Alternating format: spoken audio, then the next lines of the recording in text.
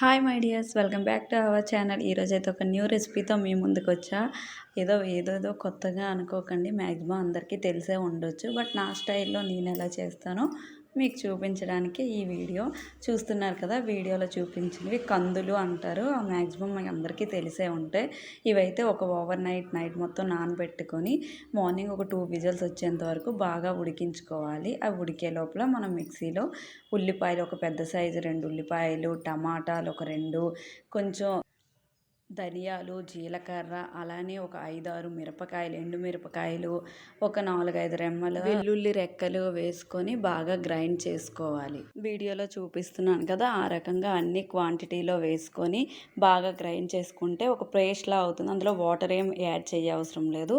ఈలోపు కందులు అయితే విజిల్స్ వచ్చేసాయి కదా, ఒక 2-3 విజిల్స్ వరకు పెట్టుకొని చల్లారినాక కప్పు తీసుకోవాలి. మనకి పేస్ట్ కూడా చూపించాను కదా వీడియోలో, ఆ రకంగా గ్రైండ్ చేసుకోవాలి. అండ్ ఒక బాణీలో కొంచెం ఆయిల్, కొంచెం ఆవాలు, జీలకర్ర, 4 ఎండు మిరపకాయలు చింపుకొని వేసుకోవాలి. అలా అండ్ తెల్లుల్లి కూడా తొక్క తీసేసి ఒక 4-5 రెమ్మలు వేసుకుంటే చాలా బాగుంటుందండి. ఇవన్నీ బాగా వేగాక ఒక చిన్న సైజు ఆనియన్ అనేది చిన్న ముక్కలుగా కట్ చేసుకొని వీడియోలో చూపిస్తున్నాను కదా, ఆ రకంగా కట్ చేసుకొని వేసుకొని బాగా మగ్గించుకోవాలి.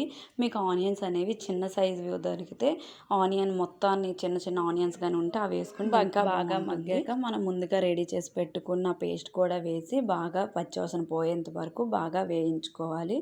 ఆ పేస్ట్ అనేది బాగా మగ్గాక మనం అందులోనే ముందుగా ఉడకబెట్టుకున్న కందులు వేసుకొని సరిపడా వాటర్ వేసుకొని బాగా ఒక ఉడికేంత వరకు మూత పెట్టుకొని ఉంచుకోవాలి.